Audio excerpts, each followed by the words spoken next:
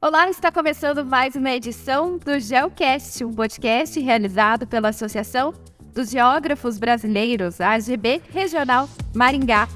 Esse programa só é possível por meio do edital de fomento do Conselho Regional de Engenheiros Agrônomos e Geociências do Paraná.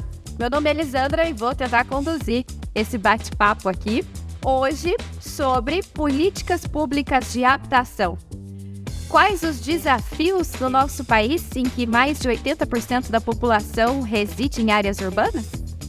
Para comentar esse assunto, vamos receber então o Procurador-Geral Adjunto do município de Maringá, Felipe Santos Martins. Seja bem-vindo, Felipe. Oi, obrigado mais uma vez pela oportunidade. Chorei um pouco na última edição que participei e aqui estou novamente. Então agradeço imensamente o novo convite. Obrigada a você, Felipe, por ter aceitado o convite. Temos também aqui o gerente do CREA Regional, Hélio Xavier Filho. Seja bem-vindo, Hélio, mais uma vez, participar com a gente. Obrigado, satisfação estar aqui com você. Feliz aqui com o retorno. Espero que tenhamos mais oportunidades, é muito bom estar com vocês.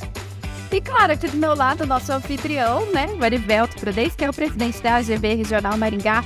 Chefe, mais uma vez aqui, estamos juntos no GeoCast. Valeu, super legal estar aqui mais uma vez com o Felipe, com o Hélio, com você, Elisandra, para mais um episódio, primeiro de 2023, que venham vários, e vai ter vários, para a gente poder discutir temas legais como esse que a gente está discutindo hoje. Vai começar a discutir hoje. Isso aí. Então vamos começar, o nosso assunto, que são os desafios das políticas públicas de habitação. Felipe, o que abrange esse tema? Nossa, política pública já é geral, É o guarda-chuva. Política pública de habitação, como o próprio nome já diz, são todas as ações do poder público em conjunto com a sociedade como um todo, e isso inclui os geógrafos, a Associação de Geógrafos, o CREA, para promover uma habitação mais digna no nosso país, de modo geral. Não é uma novidade, até no último GeoCast que participei e falei, é uma condição imposta pelo Constituinte, está na Constituição, a habitação como um direito fundamental. Então, política pública habitacional é isso, é garantia do cumprimento da Constituição, de uma vida digna para todos, Não estamos falando aqui só do mais vulnerável, mas de todos têm que ter uma moradia digna. Então, as políticas públicas, elas vêm de encontro, sim, àqueles mais necessitados, mas elas também abrangem toda a sociedade. E quais são as políticas públicas que estão relacionadas à habitação? Olha, são várias, Eu trouxe até uma colinha aqui para não me esquecer. São várias as vertentes, tanto do poder público, como membro originário de fomento essas políticas públicas, mas também de várias associações particulares. Eu acho que aqui a gente vai falar hoje, de um programa excepcional que o CREA tem, mas eu vou citar alguns exemplos, que começam antes da Constituição. Então, tem uma emenda constitucional que colocou a habitação como um direito social. Então, lá no direito social está segurança, saúde, Então, aqueles preceitos básicos, e está lá a habitação. Então, a gente tem que ter isso como premissa. Qualquer pessoa, eu digo, as associações, os conselhos, o poder público como um todo. A gente vai falar mais para frente aqui, de quem são os responsáveis por essas políticas públicas, mas todo mundo tem que ter em mente isso. Então, premissa inicial, é um direito social. Todos têm direito, independente de raça, cor, religião, sexo, é o que está lá. Direito básico do ser humano. Exatamente. Está lá na nossa Constituição isso. Aí você começa a ver os mecanismos mais efetivos de aplicação dessa política pública. Então, política pública habitacional é gênero, e aí dentro você tem as diversas espécies, O mais comum conhecido do brasileiro são os fomentos econômicos, Isso é fato. O sistema financeiro habitacional, a utilização do FGTS para você poder comprar sua casa própria, pagar material, E outras tantas políticas públicas financeiras. Mas o exemplo mais icônico é o Minha Casa Minha Vida, Minha Casa Verde e Amarela, Então, assim, está dentro de uma política pública habitacional também, Eu trouxe outros exemplos aqui.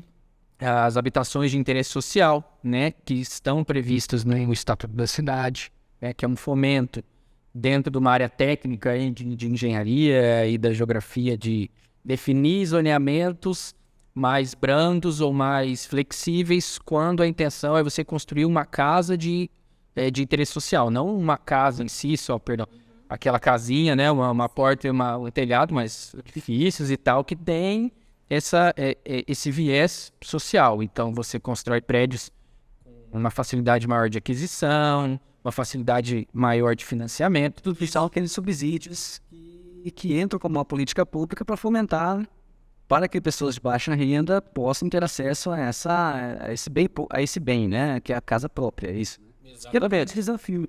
Não, o sistema financeiro de habitação, por exemplo, ele acho que tem 60, 70 anos, não sei direito, mas então ele é um fundo que foi criado para garantir que os bancos, então, disponibilizassem crédito aos particulares, né? Começou com os bancos públicos, obviamente, mas hoje esse sistema, esse cofrinho, ele é acessado pelos bancos particulares também, então ele garante esse financiamento com taxa de juros menor. Isso, querendo ou não, é uma política pública. O próprio subsídio, né?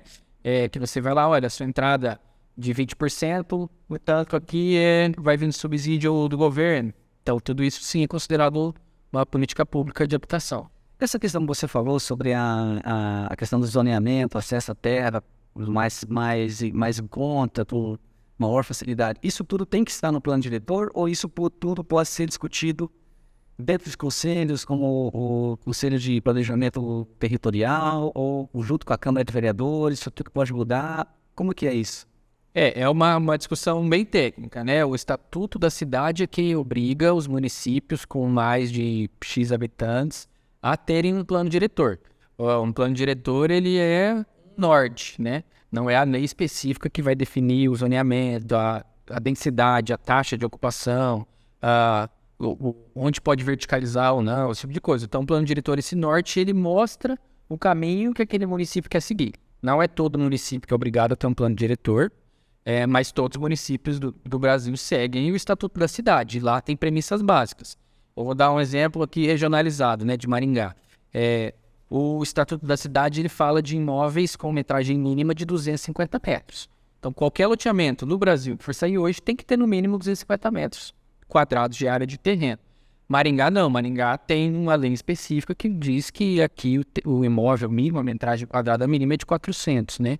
Com uma atestado e etc. Então, o norte é o Estatuto da Cidade, aí dentro do município é o plano diretor, e depois vem as leis específicas de uso e ocupação de solo. Essa questão dos 400 metros é devido às geminadas, né? Essa questão das geminadas ou não? Também foi um exemplo. Existem imóveis, acho que com metragem menor, né? De 300 metros, de esquina, aí a atestada de esquina é um pouco maior. Essa parte é bem técnica, tá? Mais os engenheiros e os geógrafos que ficam atentos. Os técnicos lá, inclusive até a prefeitura, mas sim, tem esse viés que é uma política habitacional.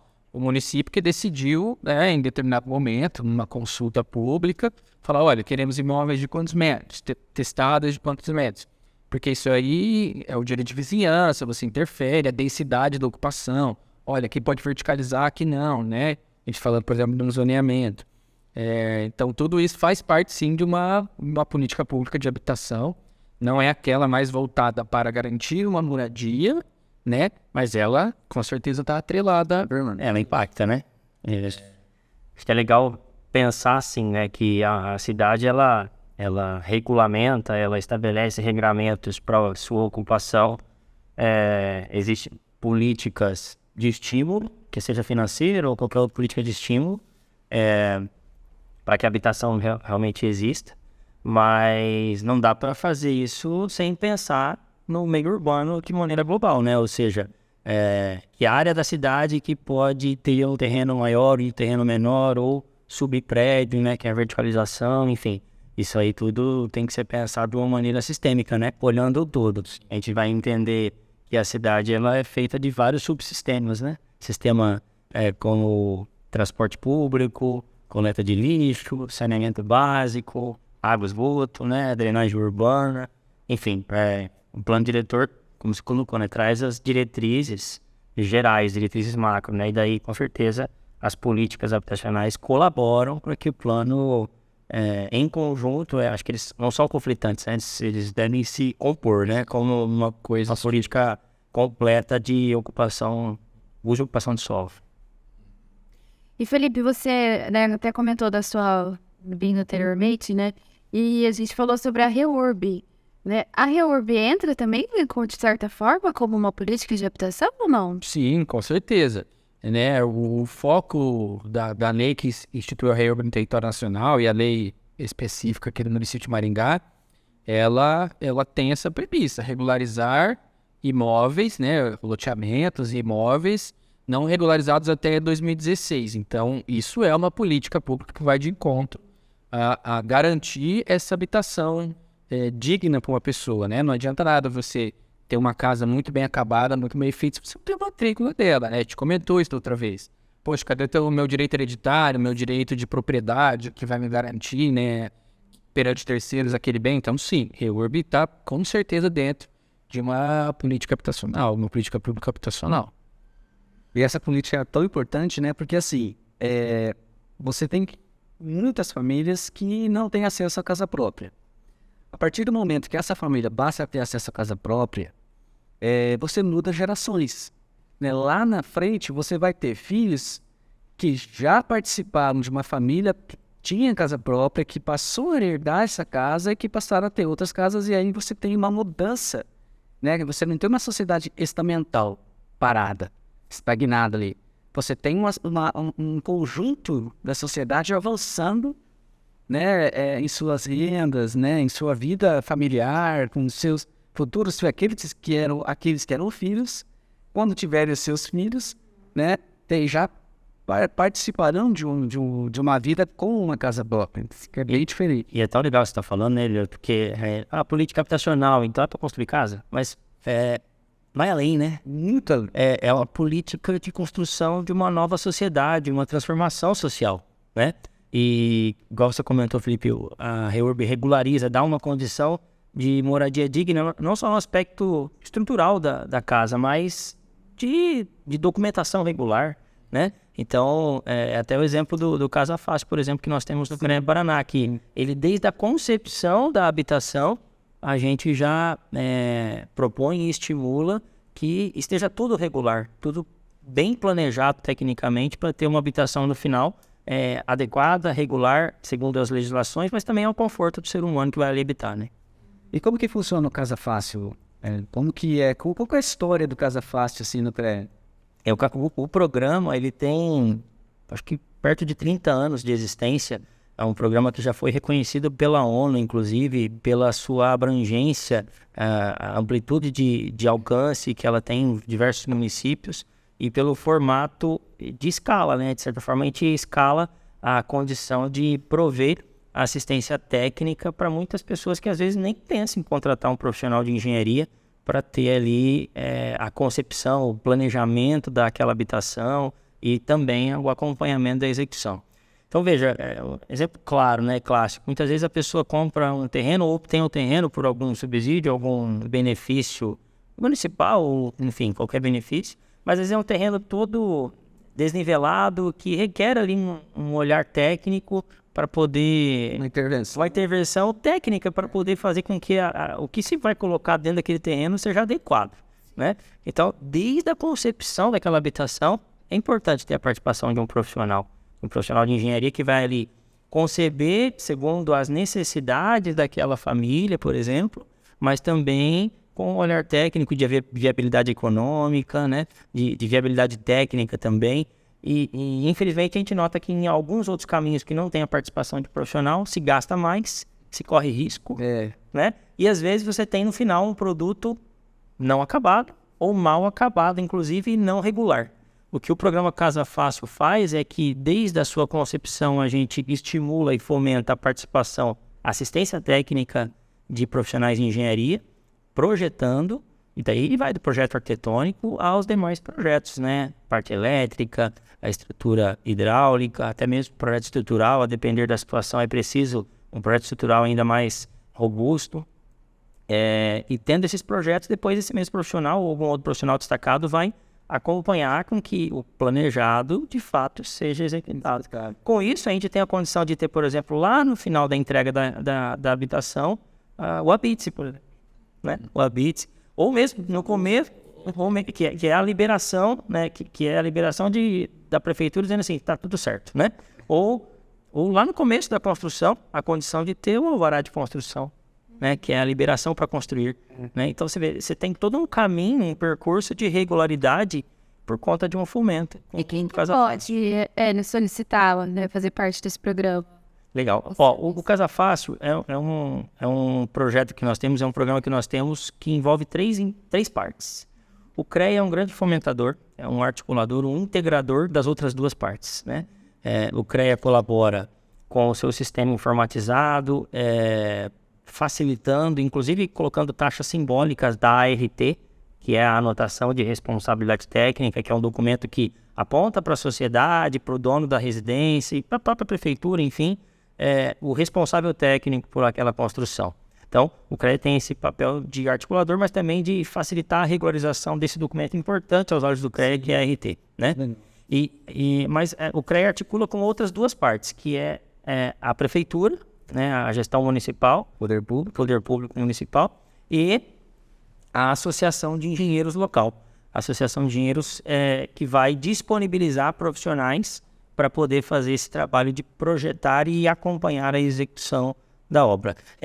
Então, é muito interessante, porque o CREA, no seu dia a dia, na sua rotina, identifica gestões municipais carentes ou que necessitam de um olhar técnico para projetos de habitação, para políticas habitacionais locais. E do ladinho tem ali uma associação de engenheiros que tem um arcabouço técnico, um conjunto de pessoas e profissionais ali, sedentos de, às vezes, fazer a experimentação, fazer pôr em prática aquela boa técnica de engenharia. Quando não, também a gente engloba instituições de ensino, né? São outros parceiros. Isso que eu ia perguntar. Os CREA Júniors. CREA Júnior. CREA Júnior tem a condição de participar, tudo isso com uma articulação com a associação local, com a entidade de classe. Mas, por exemplo, em Londrina, recentemente, a gente teve a condição de envolver a UEL num trabalho fantástico junto com o município e com os governos do estado para poder fomentar e, na prática, percebemos a participação e os benefícios, né, da participação de um profissional. Não é a participação porque a lei exige e obriga, mas os benefícios disso, né, uma moradia de qualidade, confortável, termicamente, acusticamente, né? Pensada, né, realmente em projeto com... Exatamente, bem pensada, né? Bem pensada. E não, eu vou fazer conforme o dinheiro vai vir, eu não vou fazer, né? Não dá para pensar assim. Então, é um programa que culmina, né? Resulta num convênio com essas três partes, CREA, prefeitura e a associação local. E daí esse convênio a gente gira a roda ali de poder disponibilizar assistência técnica. É bem bonito. Recentemente, a gente teve a oportunidade de participar, e foi muito emocionante, de participar de uma entrega dessas casas, né? Aqui em Maringá? Não foi em Maringá, foi próximo daqui, mas teve um evento, né, de entrega das chaves e tal. E foi muito legal a gente enxergar justamente essa política social que está por trás da política habitacional. Pessoa chorando, pessoa recebendo a chave ali como um sonho e como uma mudança de transformação. A euforia, né? A euforia de uma realidade muito negativa. Exato, né? Como a REURB, né? Bom, na entrega da REURB, quando regulariza. Exatamente. Então, a política pública tem diversas frentes, né? A política pública habitacional. Então, é legal porque a gente vê o resultado ali vivo, né? É muito bonito. Exatamente, em carne e osso. Exatamente. Espírito, né? Porque o espírito da pessoa sai de graça na hora que recebe a chave da casa própria, não. É totalmente diferente, né? Deve ser recompensador mesmo você participar, tá ali no dia. Sim. Uma coisa assim. Bom. Mas até, pegando um gancho assim, cortando aqui. Assina. É que você tá falando, chega lá e tem o Habite, né, cara? O Habite, ele tem uma característica técnica que é isso, olha, fulano, você pode exigir aqui que essa casa apresenta condições de segurança de inapitabilidade, né? E ela respeitou regras em que essas regras tem um profissional atestando que foram cumpridas, etc. Daí vem o CREA, no passo anterior, e fiscaliza aquele profissional que é de consumo e insumo muito extensa. E é numa área muito técnica, mas no fim, um Habite, significa isso também, você entregar um documento para a pessoa falando, olha, tá aqui na sua casa, onde você tem essa chave, que tá tudo certo, né? Aqui você foi bem acompanhado, bem instruído e, fica tranquilo, a sua casinha tá aí, ninguém vai mexer. Igual a minha mãe fala, não, na minha casa ninguém mexe, ninguém vai mexer na sua casa, né? Porque ela seguiu todo esse rito. Escutava esses dias um historiador falando, olha, você profissional de uma área, quando você vai ver qualquer aspecto, ainda mais numa política pública, você tem uma visão míope. É natural, eu sou direito, a minha visão vai ser focada nisso, né? A do engenheiro muitas vezes é isso, a numa planta, estou citando aqui, né? Então a gente tem uma visão míope das coisas quando você vai encarar, principalmente uma política habitacional. Eu tenho a minha casa, eu tive condições, então para que eu vou fomentar a casa dos outros?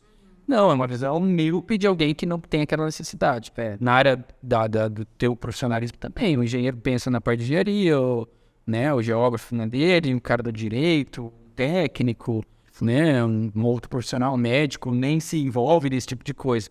Mas a política habitacional ela tem uma característica muito legal, principalmente essa pública, que é dentro dos órgãos municipais, estaduais e federais, mas também nos conselhos de classe, que tem uma participação extraordinária, eu digo CREA, OAB e etc., que você traz uma pluralidade de profissionais, né? Então você vai num conselho, por exemplo, estou citando, não quer dizer que é assim, num conselho, sei lá, de medicina, 99% do pessoal ali vai ser da área da saúde. Você vai num conselho de educação, a mesma coisa. Num conselho de habitação, não, eu acho que dos tipos de envolvimento de política pública mais plural que tem. Exato. Então, a participação é fantástica da sociedade. Eu vou pegar o gasto de volta, posso?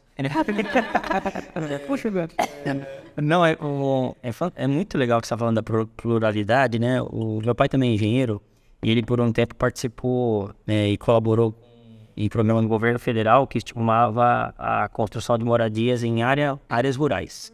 Então, o formato é um pouco diferente do Casa Fácil, mas reunia associações de moradores de uma região precária e o governo federal injetava recursos financeiros e ali tinha assistência técnica. Meu pai participava desse trabalho da assistência técnica, projetando e orientando tecnicamente a execução da obra, mas tinha um time gigante de assistente social. Então, a assistente social fazia um trabalho de planejar essa intervenção, porque se o técnico fosse lá de cara, com a visão técnica muitas vezes, né, seca e tal, olha, você vai sair daqui e vai numa outra casa, mas espera aí. Meu pai relatando é muito legal, assim, porque ele diz assim que a pessoa sair da onde ela reside, por mais precário que seja, é a residência de momento dela. Sim. E por mais precário que seja, ela, nos nossos olhos, vai para um lugar infinitamente melhor, mas e para o olhar da pessoa? É a identidade de lugar que eles desenvolvem, que as pessoas desenvolvem. Nós também somos assim com o lugar que nós moramos hoje, cada um aqui, né? E essas pessoas, por mais que a gente olhe e fale, nossa, mas é muito precário onde você está residindo. Eu tô te levando para um lugar melhor, mas ela tem uma identidade de comunidade. A identidade, a história dela, né? Toda a região ali que faz parte da cultura dela. E daí o trabalho da assistência social, ele vai durante todo o projeto, porque depois que a pessoa muda, ela precisa entender que aquela residência nova requer manutenção, requer cuidados. Ela muda para um meio que muitas vezes é mais urbano do que onde ela estava, e daí ela precisa saber conviver no meio urbano.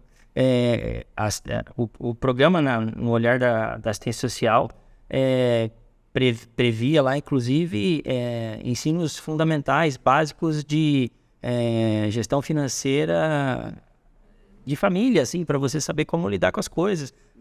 Fazer uma limpeza da caixa d'água, você ter coisas básicas, né? Cortar grama e olha que bacana, uma política pública habitacional te leva a uma política pública de saúde, o enredo da saúde te leva a uma política pública de segurança, e aí tudo atrelado àqueles direitos sociais que estão lá na Constituição. Não é uma coisa lixada, né? Todo mundo conversando, acho isso fantástico. E esse gancho do Hélio, né, até leva a perguntar pra você, tanto pra você, Felipe, quanto pra você, Hélio, quanto pra você, chefe. Deixa pra mim. A gente morar, né, a gente vive num país em que a maioria da população, mais de 80%, 85%, né, alguns dados aí diferentes do outro, é urbana, né? O que implica isso, né? Sendo que essa área urbana é o quê? 1% do total da área do nosso país? Poxa, É difícil. Tô buscando na memória as aulas de histórias lá do ensino médio. Eu acho que é migração. O êxodo do rural. Década de 60, 70. Quais políticas públicas, né? Como que isso impacta, né, mesmo as políticas públicas relacionadas à educação urbana, né? Trabalho empírico, né? Você vai ficar a vida inteira. E gente que eu acho que estuda a vida inteira isso aí ainda não tem uma E não resposta. tem uma solução. Assim, daquilo que eu convivo, realmente é um desafio. Como eu falei, eu tô lá preso na legislação, essa visão míope que eu comentar. Aí a gente tenta traduzir em normas, em leis, aquilo que já está acontecendo de fato. Então, o que eu quero dizer com isso?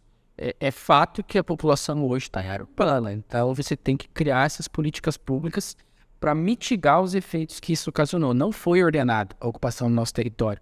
O exemplo de Maringá, que é uma cidade ordenada, que tem regras, eu acho que é atípico, né? Cidades planejadas no país, difícil, não deve ser a mesma realidade, né? Então, Mesmo assim, ainda tem irregularidades, alguns segmentos.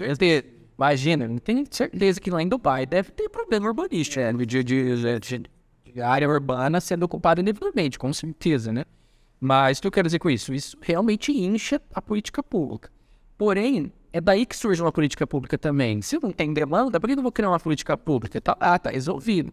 Então, é um ciclo, né? Desse retroalimento. Infelizmente, é assim. Então, você tem uma ocupação desordenada da área urbana e aí você tem que criar mecanismos para sanar isso daí. No passado, né? Acho que, por exemplo, sei lá, a região de São Paulo tem muita história assim, né? A área dos cortiços lá. Derruba tudo, joga lá na periferia, que aqui vai passar a Avenida Paulista, ponto final, né? Hoje não funciona mais assim, né?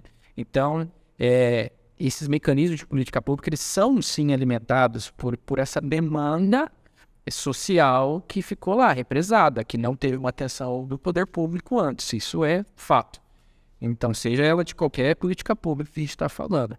Na habitação, ela é mais difícil, porque daí você mexe com esse sentimento de pertencimento, você pega em aspectos técnicos que não é fácil resolver, não é só demolir e construir para cá. Aqui eu quero uma rua, porque vai atender a população. Não, eu preciso de uma unidade básica de saúde, uma escola. Mas não tem onde pôr, então tira fulano, vai para lá, vai por aonde. Então, ela mexe, eu vou citar o exemplo aqui da segurança. Às vezes a segurança ela é mais paliativa. Mais efetivo policial, mais investimento na área, câmeras e iluminação. Mas a política pública de habitação, ela está estritamente ligada à de segurança, emprego, saúde, educação, né?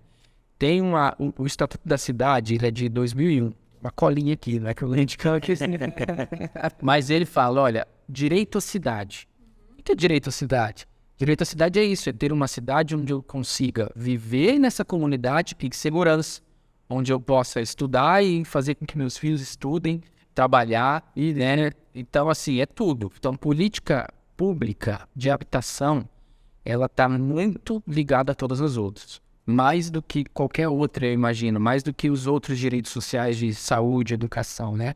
A de habitação, ela é fundamental. É ali naquele meu bairro, que está bem consolidado, que já tem uma malha viária boa. É muito mais fácil do que você, numa área de reúbe, consolidar os outros direitos. Então, acho que eu divaguei até um pouco na sua pergunta, mas é isso. A política pública de habitação, para mim, ela sim vem de uma demanda social represada, aonde o poder público não soube agir lá no passado. Mas também não dá para abandonar e não dá para ser ferro e fogo, como foi no passado em muitas ocasiões. Então a gente veio para isso. Eu vejo que a política habitacional ela influencia e é influenciada pelas demais, né? E acredito que poderia ser pior se não houvesse a participação de planejadores. Porque ao mesmo tempo que também eu concordo que tenha o trabalho reativo do poder público em resolver problemas, e por isso a existência de uma política, né? Para resolver problemas, mas poderia ser pior se a gente não tivesse outros planos, como o plano diretor, né? Planos de uso e ocupação do solo, legislações que orientam no sentido de minimizar impactos de uma má condução dessa história, né? Eu acho que dá para dizer, eu não sei, talvez o legislador realmente trabalhe de uma forma reativa, mas eu acho que tomara, então acho que posso dizer assim, que bom que tem um engenheiro ali para pensar o planejamento também, né? Eu acho que É muito profissional aí voltado ligado ao CREA. eu, na verdade, posso até ser um pouco radical. Às vezes os colegas lá, advogados, não concordam muito com a minha opinião. Vocês querem ver depois, mas assim, o exemplo de datas, né? O Estatuto da Cidade de 2001, o Plano Diretor de Maringá é de 2006, as leis específicas de uso e ocupação do solo no município é de 2011. Então, a gente ficou 6, 7, 8, 9, 10, 11, 5 anos só com o plano diretor sem a lei específica. Então, assim, é difícil. A lei, a letra fria da lei, muito mais não, mas eu acho que nesse aspecto de condução de uma cidade, de parâmetros, ela é sempre muito atrasada, parte sempre muita discussão, justamente também por as pluralidades, tem que escutar todo mundo, né? Então, é difícil, né? Saber que é difícil, eu acho que é um ponto de partida. Eu acho que nas últimas, talvez 2 décadas, ou quem sabe 3, a informatização de tudo isso, né? A conexão dessas informações infinitas que nós temos a respeito de muita coisa numa cidade, até o conceito de Smart City e tal, tudo isso eu acho que colabora para o caráter preventivo também, para poder ter a condição de melhor planejar e evitar transtornos maiores adiante, né? E não ser só reativo em termos de política pública, né? Planejamento, eu acho que evoluiu muito na própria fiscalização também, né? Às vezes você tinha uma alteração de lei lá que não dava zoneamento de um lugar da cidade, isso saía lá no diário oficial do município, que era impresso, que você tinha que ir sexta-tarde para ler e não entender nada, sei lá. Hoje não, né? Informatização, a sociedade tem um poder fiscalizatório também após isso aí gigantesco, né? O pessoal do CREA, se o município fala, mas e essa mudança aqui? Cadê o estudo técnico dela? Né? Então, a sociedade civil, ela está muito ativa realmente no planejamento e também na fiscalização depois dessa aplicação. Ou seja, tem uma inteligência empregada aí, né? Dá um exemplo aqui, talvez recente, 6 meses para cá, a gente está fazendo um piloto no nosso trabalho de fiscalização de campo. Ao invés de ir a campo direto, a gente está cruzando algumas bases de dados de imagens já referenciadas, mas imagens com dados, né? E daí ali na inteligência, no BI lá que está sendo utilizado de cruzamento de imagens, o software lá nos aponta um indício de algum ajuste de alguma obra de construção civil. E ali daí a gente vai com mais assertividade para otimizar a nossa fiscalização, entregar mais produtividade no trabalho de fiscalização. Então, com inteligência e tecnologia, a gente consegue, acho que, evoluir, né? Mas para as cidades do CREA Paraná, é isso? Nós estamos fazendo esse piloto na Regional Maringá, uma cidade em específico, a gente contratou algumas imagens. Não é imagem simples do Google, né? São imagens que são imagens que são feitas, são feitas de acordo com um contrato que a gente quer que, além da imagem, alguns dados venham juntos, né? E daí a gente cruza com o nosso banco de dados e daí ali, nesse cruzamento, a gente identifica possíveis irregularidades. Nossa, que legal. É bem legal, bem legal. Ainda tem um custo... talvez o custo da inovação, tá? É um custo um pouco elevado, mas a gente pensa que em dando resultado e numa condição de escala, a gente consegue diminuir o custo e investimento. Isso, vamos lá. A palavra é essa. Investimento. Investimento em inovação aí é uma marca da gestão do CREA, né? Já há alguns anos. Isso também é uma parceria com o prefeito? Não, é do CREA mesmo. Não, esse é do CREA. Nós optamos para ter 399 municípios, né? Nós optamos em experimentar em 2. E vamos ter resultados em 2 meses no máximo. Já. Isso é uma novidade já dita aqui pela primeira vez no Geocast? Primeira vez, tá? Olha só, talvez que mas é bem legal. A gente, na área rural, a gente já faz isso. E é fantástico. Cruzamento de imagens via satélite e entender como que na área rural o plantio está acontecendo com as áreas, o uso de agroquímicos, enfim. Nossa, é fantástico. E na área urbana, para nós, é um desafio, porque tem muito mais informação. A gente vai querer já pesquisar isso, viu, Hélio? Se não ver pesquisa. E é muito bom assistir. Além de publicar artigo, a gente de ensino é super convidada para integrar esse time de inteligência. Vai ser legal? Com certeza. Nossa, vamos ter aqui no episódio com o reitor da UEI, o professor Leandro Vanari. Provoca o Leandro assim em relação a isso. Sim, é muito legal, muito legal. E falando então, assim, nesse, né, até no que o Hélio trouxe, né, essa informação, dessa novidade aí que o Hélio trouxe pra gente, né, eu vejo assim que o planejamento, né, que isso faz parte até de um planejamento, né, e essa falta, né, do planejamento, igual você falou que lá atrás a gente não tinha, né, acontece muitos desastres, desabamento, enchente, isso aqui. Então, como que as políticas públicas podem se aliar, assim, né, a esse planejamento, assim, de alguma forma, para que de certa forma, esses desastres e acidentes, assim, sejam evitados, né, por causa dessas ocupações irregulares? Acho que isso cabe tanto a você quanto aos nossos engenheiros e geógrafos aqui que responderem, né? E até o trabalho em conjunto mesmo. Da minha visão legal, né, daquilo que está na lei, é o que a gente começou lá no início do podcast. É o plano diretor, é o estatuto da cidade, é a Constituição e as leis específicas. Então, assim, área de risco é para ser ocupada. Né? Não é para ser ocupada por quê? Para salvar vidas. Eu estou resumindo aqui, acho que 2 frases, a intenção de uma lei gigantesca, né? E devem ter aspectos técnicos envolvidos. Olha, declive de, sei lá, 15%, 15 graus, não faço nem... Característica do solo, Tem uma série. Ah, por que tem que fazer? Ah, a lei fala que tem que fazer sondagem, em vez de toa, que deve ter... É para isso, é para salvar vidas, né? É para garantir aquilo que o Estatuto da Cidade fala, a Constituição, direito à cidade e direito à habitação digna, direito à segurança. Então, tudo tem esse porquê. Então, realmente, áreas que são impróprias para a habitação humana são impróprias à habitação humana, ponto. Aí entra naquele problema. Por que, então, essas áreas são ocupadas? Eu não estou querendo nem fazer um trabalho acadêmico, porque eu acho que é uma visão muito superficial e particular, né? Mas é porque é difícil você comprar terra, né?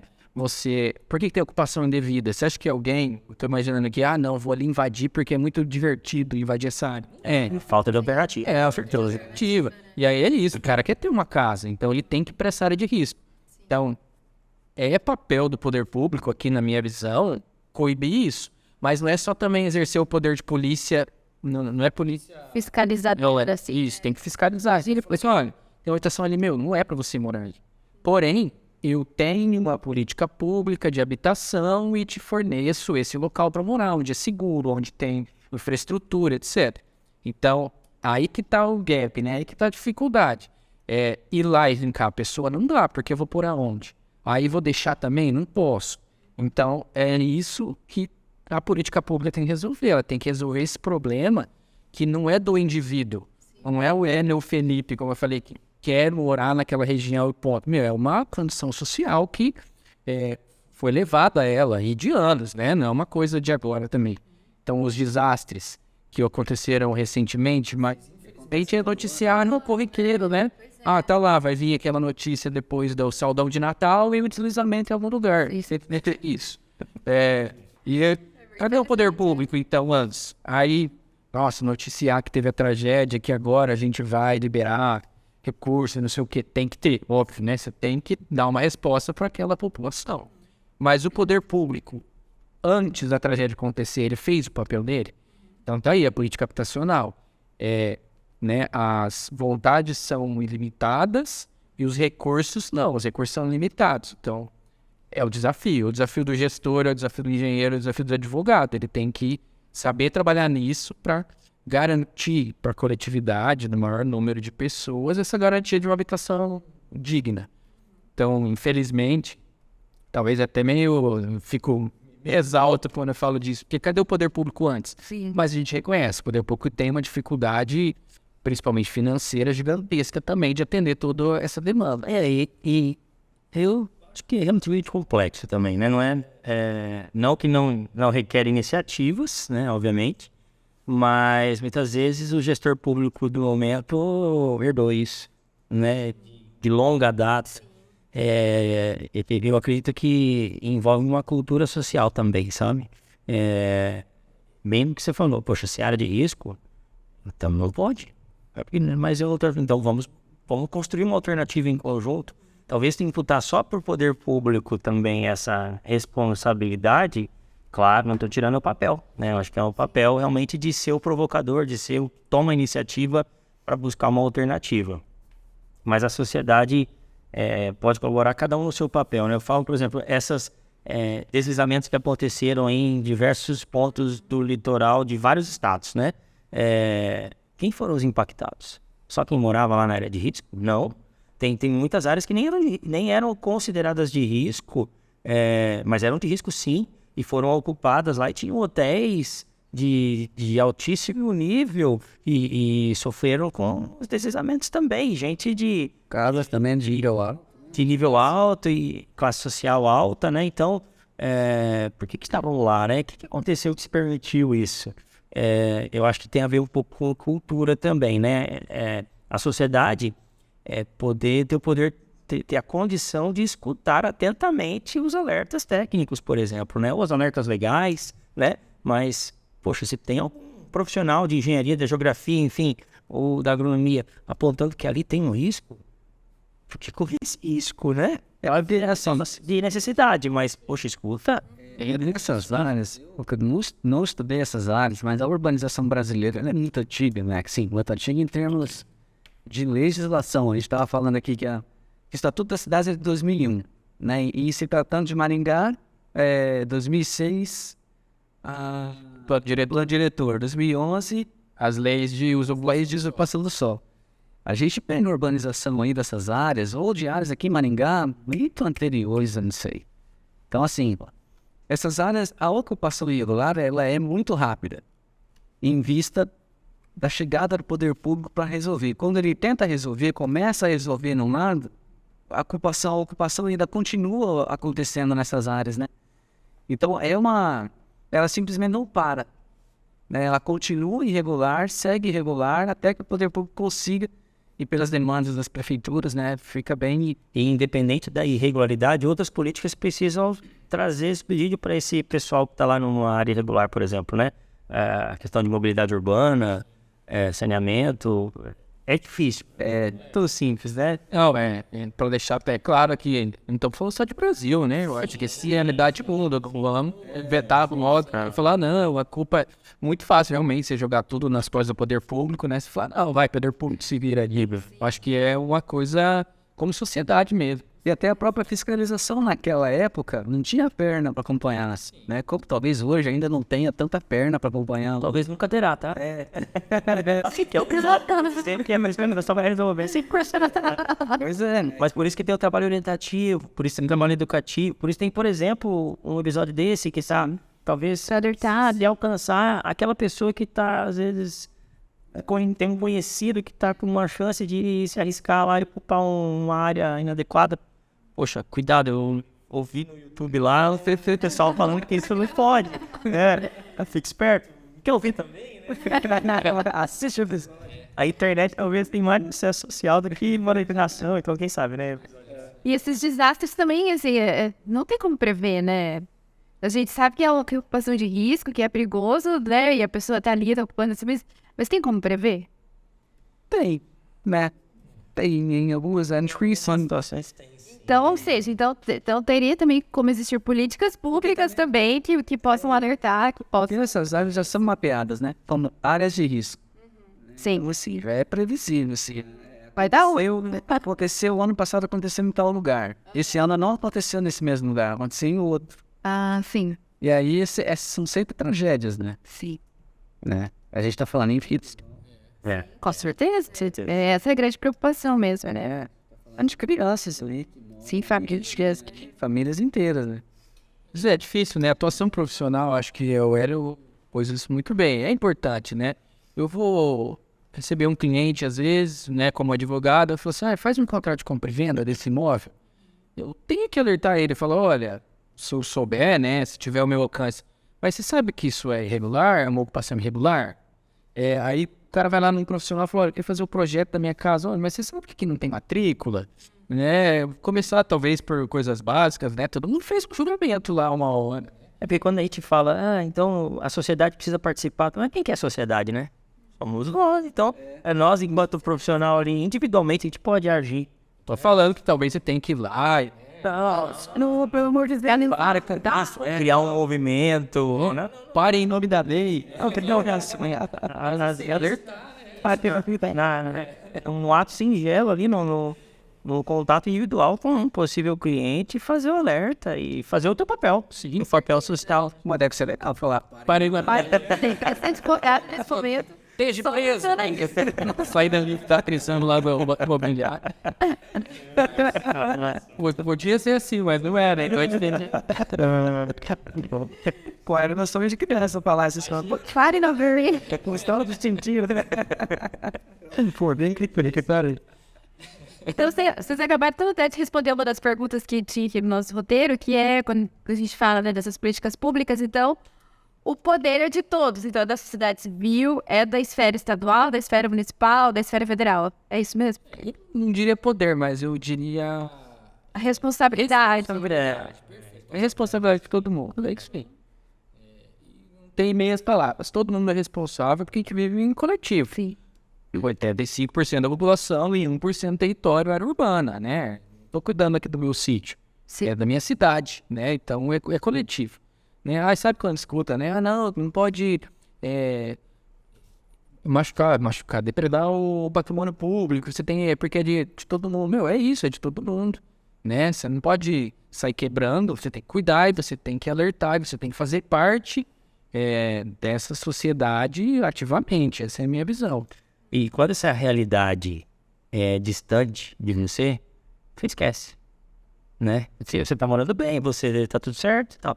Mas então faz um exercício, pega um projeto voluntário aí, participa de algum trabalho social e enxerga essa realidade ali na tua frente. Pra você ver se você não vai, às vezes, se atentar a alguns detalhes que pode fazer parte do teu agir, né? Do teu dia a dia, né? De como fazer a tua contribuição para a sociedade. Eu acho que eu participo de alguns e facilita esse olhar, né? Não tá só no papel, né? Não é só um estudo técnico que diz que tem área de invasão. Eu já vi uma criança que não sabia o que era uma válvula de descarga. Porque ela fazia suas necessidades num buraco, lá num barraco. Eu já vi, entendeu? Então, é diferente. Isso parece que é subjetivo, né, mas... E realidade é uma realidade e não tá longe, entendeu? Então, tem muito trabalho aí social que dá para fazer, voluntariado e viver essa realidade, experimentar pelo menos e tentar fazer a sua parte, né, para evoluir. Você falou, por exemplo, que o CREA, né, agora tá com esse projeto de inovação e usar imagens de satélite, né? Vou citar o exemplo da prefeitura em Maringá, né? Ela tem o ortofoto lá, a imagem de satélite de 2006 e tem uma agora de 2021. Aí, assim, sistema. Olha, ocupação em área da zona rural. Multa. Ponto final. Não é só isso. Aí que entra a política pública. Tá bom. Tem a lei, tem ocupação indevida, pode gerar multa pecuniária, ok. Mas a assistência social foi lá? Qual a condição daquele pessoal? Chácaras de lazer, o pessoal está dando? Ou são famílias necessitadas que tiveram por uma condição social se ocupar? Então, é isso. O poder público, usando também a tecnologia que o CREA está fazendo agora, pelo que eu entendi de maneira excepcional, também tem que envolver outras áreas. Não é só lá ir apresentar um documento falando, toma R$1.000 aqui de multa. Não, mas por que você está aqui? Seus filhos vão na escola, você tem emprego, como é que está a sua condição de saúde? Vamos trazer um médico da família aqui, né? Então, é isso que eu acho que é política pública, né? Política pública é isso, referir o cidadão, trazer ele para dentro desse senso de pertencimento, né? Não estou na periferia somente de modo físico, o cara está na periferia social muitas vezes.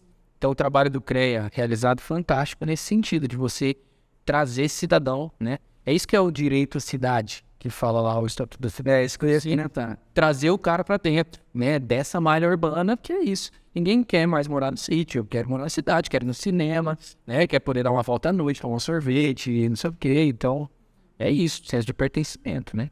Pra isso eu preciso ser criança, é aquilo que eu já falei algumas vezes aí. Sim. E o que a gente tem, Felipe, de políticas públicas, né, relacionadas à habitação aqui em Maringá, aqui na nossa cidade? Olha, aqui em Maringá tem um caso recente que é muito semelhante ao Casa Fácil, do CREA, que é um convênio. Confesso que eu não sei se o CREA participa, eu sei que a universidade participa. Batis? Isso. Participamos desde a concepção. Quando o CREA estava junto, eu não me lembrava. Uma das pedaços da inspiração veio do Casa Fácil, inclusive. É isso. Então, assim, eu vou falar aqui que não me escutem, picola, né? Eu falei que tinha inspiração porque eu não podia falar isso. Mas algumas coisas aconteceram aqui. Mas quando projeto é bom também, né? O leite todo. Você tá falando que o cara tem a memória. Ele memória aqui, ó.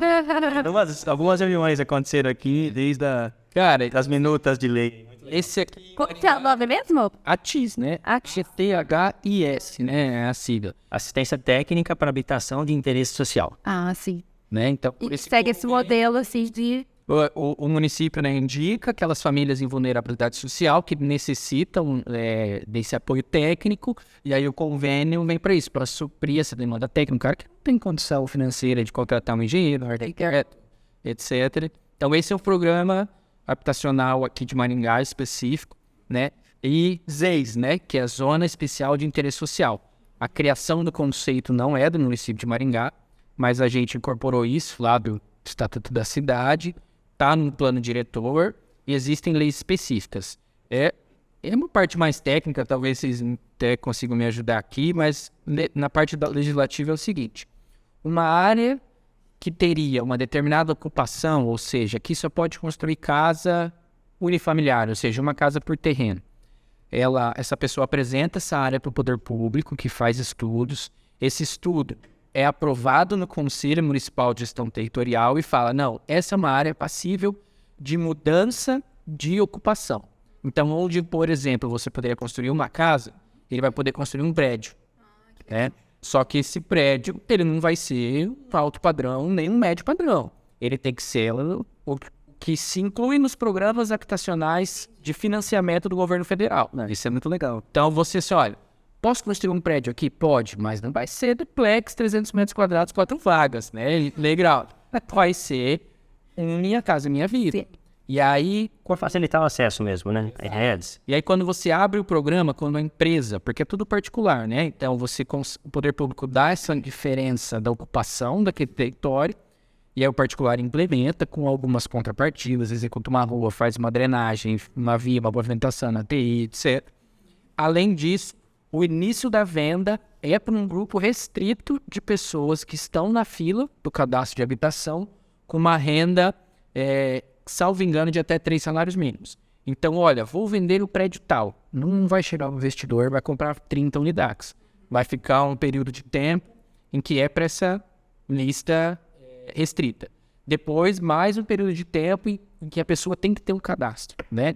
Então, não é aquela habitação que o cara vai comprar 30 imóveis, vai alugar e vai fazer dinheiro. Que não tá errado, o cara quer girar ali.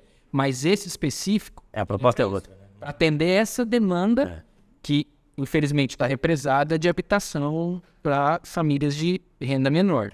E qual a contrapartida do ente público? E quando eu digo ente público, é da coletividade. É você permitir, naquela região, que teria várias casinhas e tal... Casinhas, na verdade, não, né? Casas boas, de um padrão bom, permitir a verticalização. Então, você adensa. O que isso traz? O coletor de lixo, ele não vai ter 500 camas. Ele vai uma caçamba, né? Ou a segurança é mais fácil. A saúde, você implementa uma UBS ali que vai atender uma população maior. Então, tudo isso agrega. É um ganha-ganha ali, né? Você atende essa necessidade de habitação mais acessível. E para o poder público é mais fácil gerir toda essa nova demanda, esse adensamento populacional nessa área. Então, a gente chama de ZEIS, né? Tem as ZEIS aqui em Maringá e o ATIS, que eu achei fantástico, é um projeto fantástico. Eu acho que o ATIS, no formato de Maringá, não sei se no Brasil tem nesse formato, porque contempla uma lei federal de 2008 que estimulava, né, previa ali que os governos... federal, estadual ou mesmo municipal, reservassem um recurso para assistência técnica. Mas ele não detalhava, a legislação não detalhava isso, era de 2008, a lei. E várias iniciativas no país todo procuravam maneiras de como fazer com que aquele artigo dessa lei virasse uma realidade. E aqui, acho que foi uns 3, 4 anos, esse trabalho foi intensificado, com alguns estudos. A gente, no CREA, a gente trouxe um pouco do nosso know-how a respeito de edital de chamamento. A gente pratica edital de chamamento. Esse videocast, esse geocast é um produto do edital de chamamento, inclusive. Então, a gente pratica e temos um programa muito legal, muito seguro legalmente, de edital de chamamento. Então, essa foi uma grande participação nossa nessa discussão do ATIS e o próprio Casa Fácil, né? Outra discussão. Então, a gente foi bolado um modelo de disponibilização de assistência técnica sensacional. Há um desafio aí que é operacionalizar. E daí a prefeitura tem um grande desafio em mãos, né? Tanto a área social, que faz a triagem de pessoas beneficiadas, e a área técnica também, mas o primeiro passo acho que foi dado, né? Uma modelagem legal, uma modelagem de legislação que previu ocupar cada ator onde era o mais adequado para cada ator estar. Cada papel ali foi bem colocado. Ficou bem bacana, né, Felipe? Não, eu acho legal. E assim, hoje com o pessoal perguntando, tá servindo de referência mesmo. Ah, não, o município tal ligou para ver como que funciona, com quem fala, onde começa. Então, acho que tá servindo de exemplo pro Paraná, certeza. Então, né, todo território nacional é isso. Acho muito legal isso aí. E a gente tem também no nosso país, né, a Política Nacional de Habitação. De certa forma, ela que norteia, assim, essas políticas públicas de habitação? De certo modo, sim. Mas, voltando aí para minha área, né, que é a área jurídica, a Constituição Federal, ela define o que é competência de cada ente, né, os entes federados. Então, o que o Estado faz, o que o município faz, o que a União faz. Sim. E a habitação, especificamente, dentre outros, né, está inserida no que a gente chama de competência concorrente. Ou seja, a União, Estado e Município têm competência para criar não só políticas, mas legislações voltadas à habitação. Obviamente que daí você traz aspectos técnicos mais restritos. Quem vai definir um zoneamento de uma cidade é o município. Não vai vir a União aqui e falar, não, aqui é zoneamento X. Não, isso é o município. Mas voltado especificamente para a política pública, competência concorrente. União, Estado e Município podem e devem criar política pública voltada a essa área, né? Então, como eu falei lá, olha, o Estatuto da Cidade que a gente fica revisitando aqui, ele é uma lei geral, que vem também muito para suprir cidades onde não tem legislação específica. Imagina, uma cidade com 5, 6 mil habitantes, que é uma realidade gigantesca do país, né? Sim. Então, você tem essa lei norte. Mas o Estado do Paraná, aqui no nosso caso, pode legislar sobre isso e ter políticas públicas específicas, com a AR, por exemplo, né? Está aí, né, para provar isso. E o município também. Então, o município tem os seus programas habitacionais, suas políticas habitacionais e todas as esferas de governo.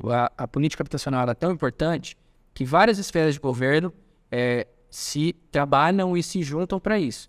Então, quando eu digo esfera de governo, falo de poder executivo, legislativo e judiciário. Sim. Né? O Poder Judiciário do Estado do Paraná tem um programa que chama Moradia Legal, que através de uma sentença, ou seja, de uma decisão judicial, ela regulariza imóveis. Eu vou ser aqui bem raso, né? Que é uma espécie de uma reordem.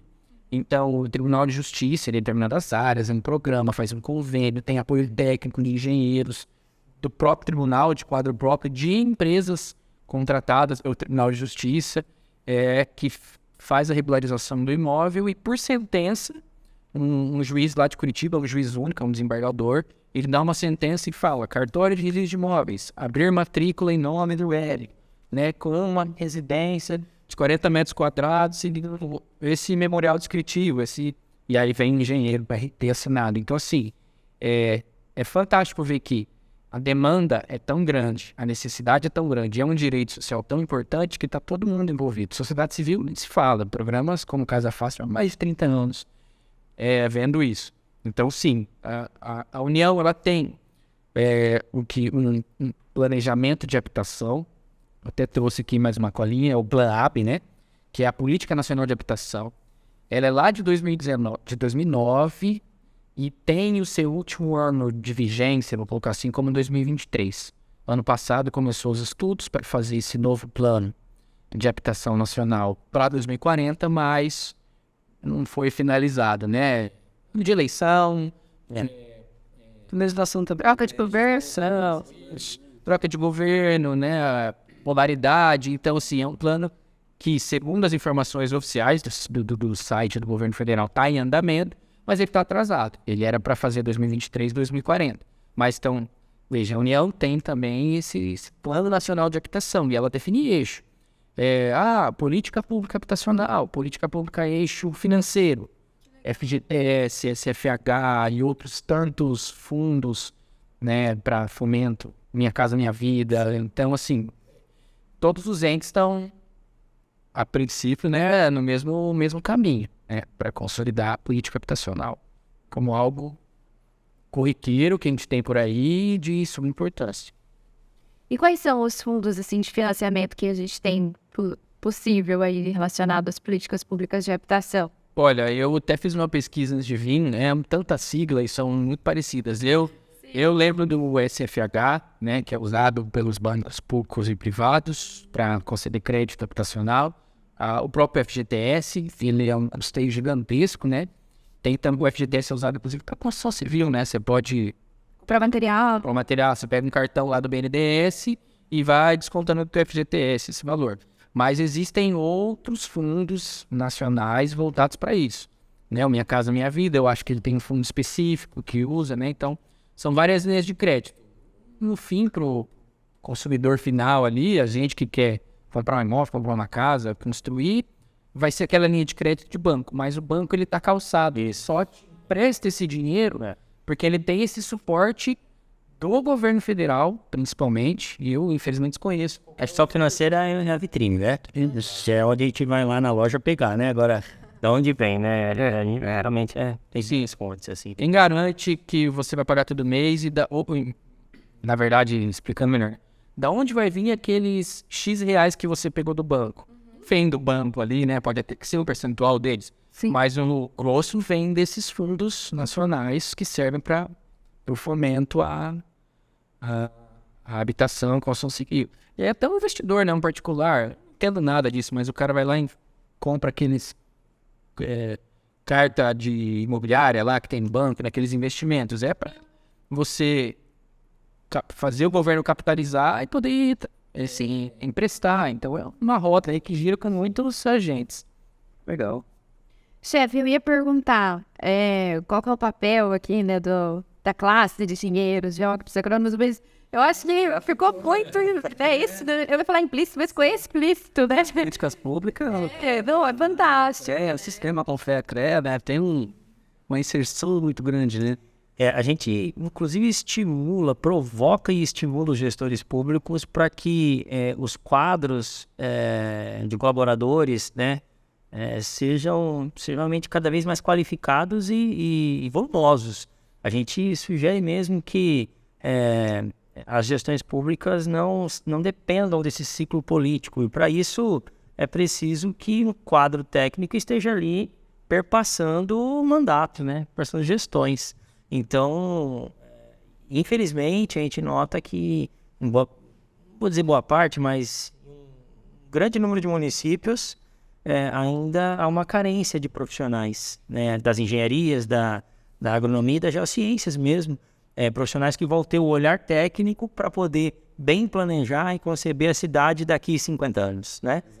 E por isso, muitas vezes, que a sociedade civil organizada tenta suprir essa falta com algum conselho de desenvolvimento, de planejamento, que também tem seu papel importante, mas não está no dia a dia pensando isso, né? O dia a dia, daí cabe à gestão municipal, essencialmente. Então, o CREA tem estimulado muito, né? E fazendo uma provocação, eu digo que saudável, porque a gente fundamenta.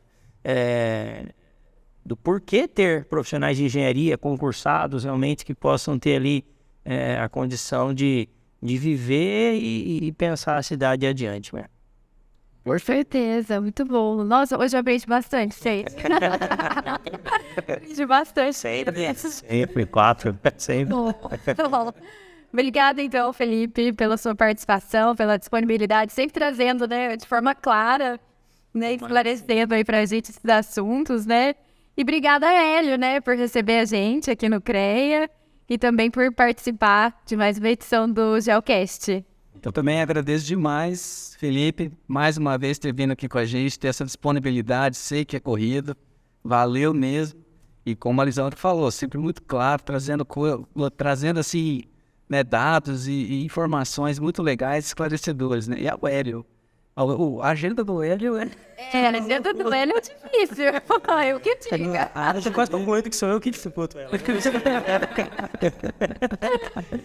Nossa, Hélio, muito obrigado. A GB realmente agradece demais sua disponibilidade de participar aqui, né, do Geocast, mesmo com uma agenda difícil, você se disponibilizar a estar aqui com a gente. Super obrigado. É uma alegria, tá? Uma alegria mesmo. Eu fico muito feliz, assim, de poder compartilhar um pouco e aprender demais, né? O Felipe com a sua didática aqui, vocês preparando tudo com maestrias, sensacional. Parabéns, sempre parabéns aí para vocês que estão fazendo um trabalho diferente, né? Estão apresentando de uma forma diferente muita informação. É algo que o CREA tem como desafio, né? Levar para a sociedade leiga e de profissionais em empresas vinculadas vários assuntos que a gente faz aqui num bate-papo, numa conversa mais leve, mas que alcança também e leva o aprendizado, a compreensão de todos a respeito dos diversos temas aqui. Então, tomara que isso perdure muito tempo, viu? Muito bom. E quando tiver a condição, o convite é sempre... E agradecer aqui ao CREA Regional, né, que disponibiliza aqui o ambiente, né, o estúdio para a gente poder fazer o edital de fomento, né, que permite que o gerente traga profissionais para vir debater com a gente aqui, né. É muito legal, pessoal. A proposta aqui é exatamente isso. Que tem aqui o Consone, que o rapaz que nos grava aqui, né, tem uma competência, uma competência extraordinária. E é o nosso convidado também, o Felipe. Não, obrigado de verdade, gente. Segunda vez aqui, da outra eu falei que chorei, vou chorar mais um pouco, me convidem pra... O papo aqui é sempre bacana. Importante só a gente falar, né? Aqui é pra gente pegar o conteúdo aqui e pesquisar, estudar, né? Nossa, muito legal. Às vezes nem tudo que eu falei aqui é a verdade, então o senso crítico é sempre importante se a gente melhorar e ter bons profissionais em todas as áreas. Então agradeço de verdade, Erivelto, Hélio, Lisandra, obrigado aí pela oportunidade e puxando mais vezes. Pode pensar. Sempre vai ter assunto pra gente trazer o Benito e o Hélio. E obrigada a você, chefe, por ter me convidado mais uma vez para esse projeto, que é o Geocast. Obrigada também, né, à Associação dos Geógrafos Brasileiros, né, por ter aberto também as portas aí para o nosso podcast. E a gente volta em breve, né? Encerramos aqui esse programa. Mais outros episódios estão por vir, então continue acompanhando o Geocast. Até lá!